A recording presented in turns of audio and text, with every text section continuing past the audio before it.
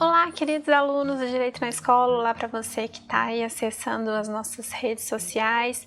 Meu nome é Aline Correia, eu sou professora, sou advogada, sou membro do Direito na Escola e hoje eu vim aqui falar rapidamente para vocês sobre medida provisória.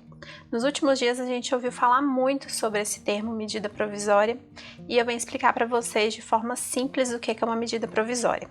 Gente, a medida provisória ela é um instrumento que o presidente da República pode utilizar de forma a fazer uma determinação com força de lei. A medida provisória é assinada pelo presidente e ela tem eficiência imediata, ou seja, ela entra em vigor no dia que ela foi assinada pelo presidente. Isso quer dizer que ela vira lei imediatamente? Não. Para que ela vire lei, ela tem que ser aprovada no nosso Congresso Nacional, que, lembrando, é formado por duas casas, Senado e Câmara. O prazo de vigência de uma medida provisória é de 60 dias, prorrogáveis por mais 60 dias, ou seja, 120 dias. O que acontece se essa medida provisória não for votada pelo nosso Congresso Nacional e qual o prazo para que ela seja votada e se torne efetivamente uma lei definitiva? Esse prazo é de 45 dias, começados do dia em que essa medida provisória entrou em vigor. Mas, Aline, o que acontece se nesses 45 dias ela não for votada para virar uma lei?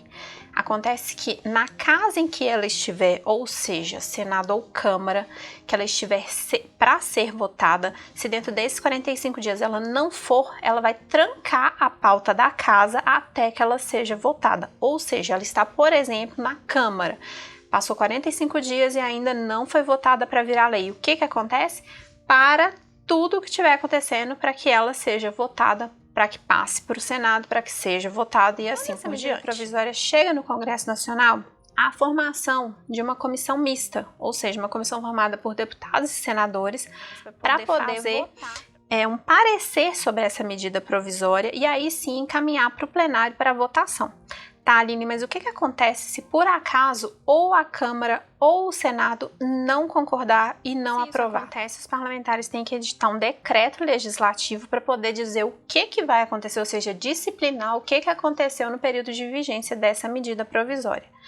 Essa medida provisória, depois de passar pelas casas, ou seja, Senado e Câmara, ela vai para o presidente da República, se ela for aprovada, para poder ser sancionada e virar lei definitiva. Lembrando que o presidente ele tem a prerrogativa de vetar essa medida provisória já aprovada para virar lei, para ser sancionada como lei. No momento que ela chega até ele pode vetar totalmente ou vetar parcialmente. Se for parcialmente, vai ser analisado para poder ver o que aconteceu e para fazer a reedição. Gente, lembrando que, por exemplo, se o conteúdo de uma medida provisória foi alterado, ou seja, medida provisória 925 que fala sobre a prestação de serviço de transportes aéreos. Lá está falando principalmente a questão do reembolso de passagens aéreas que foram adquiridas até 31 de dezembro de 2020 e também a questão de você poder deixar como crédito para poder fazer a compra da sua passagem contado de 1 ano da data em que você viajaria. Se esse texto for alterado, é preciso que ele passe a tramitar como lei em conversão, ou seja, ele não vai mais ser aquele texto integral de medida provisória sendo transformado em lei. Não, ele vai ser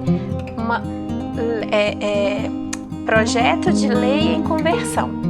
Então eu espero que tenha ficado aí esclarecido o que é uma medida provisória. A prerrogativa do presidente poder fazer uma medida de urgência para poder atender alguma necessidade urgente, sem que passe primeiro pela Câmara e pelo Senado, a gente tem essa questão da urgência, sempre levando em consideração a urgência da medida, ou seja, você inverte o processo. Primeiro o presidente vai lá e edita o que ele precisa fazer e depois é aprovado pelas casas do Congresso. Normalmente é o contrário. Mas lembrando também os prazos, que podem ser 60 dias, prorrogáveis por mais 60 dias, e que em 45 dias tem que ser votado no Congresso Nacional para se tornar uma lei definitiva.